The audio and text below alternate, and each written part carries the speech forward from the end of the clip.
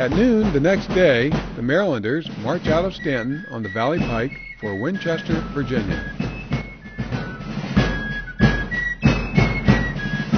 Many towns are passed through, and when approaching them, we closed ranks, became orderly, and marched through in style to the music of drum and fife. A Maryland Soldier's Diary.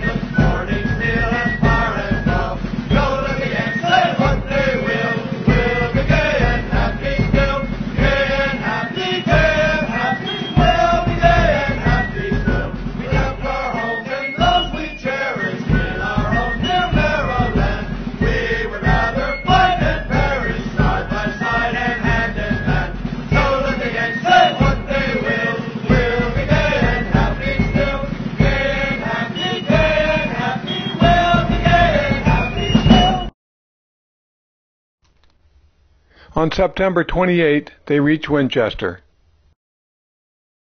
Their mood turns somber.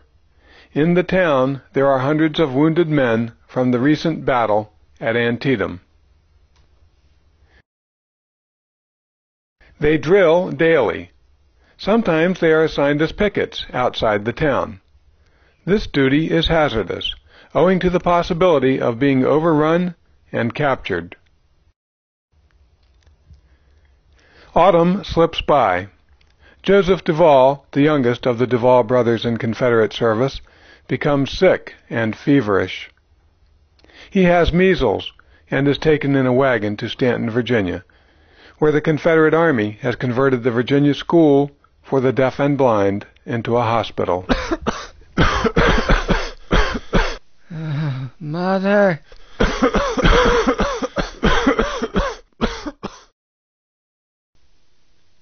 A long and severe winter makes its first appearance on November 7th, with a snowstorm that lasts several hours.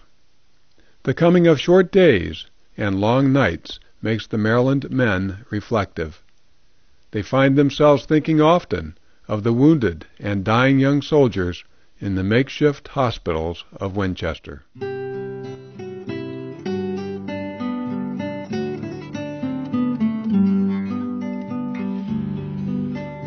Into the ward of the clean whitewashed halls, where the dead slept and the dying lay, wounded by bayonets, sabers, and balls.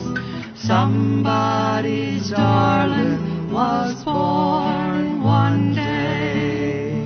Somebody's darling, so young and so brave, wearing still on his sweet yet pale face, soon to be hid in the dust of the grave, the lingering light of his boyhood's grace. Somebody's darling, somebody's pride, who'll tell his mother where her boy died.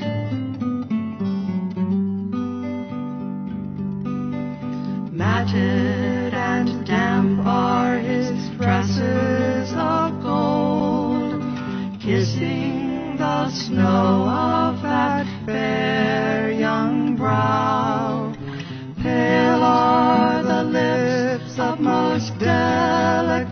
mold. Somebody's darling is dying now. Back from his beautiful purple-veined brow, brush off the wandering waves of gold. Cross his white hands on his broad bosom now. Somebody's darling is still and cold. Somebody's darling, somebody's pride. Who'll tell his mother where her boy died?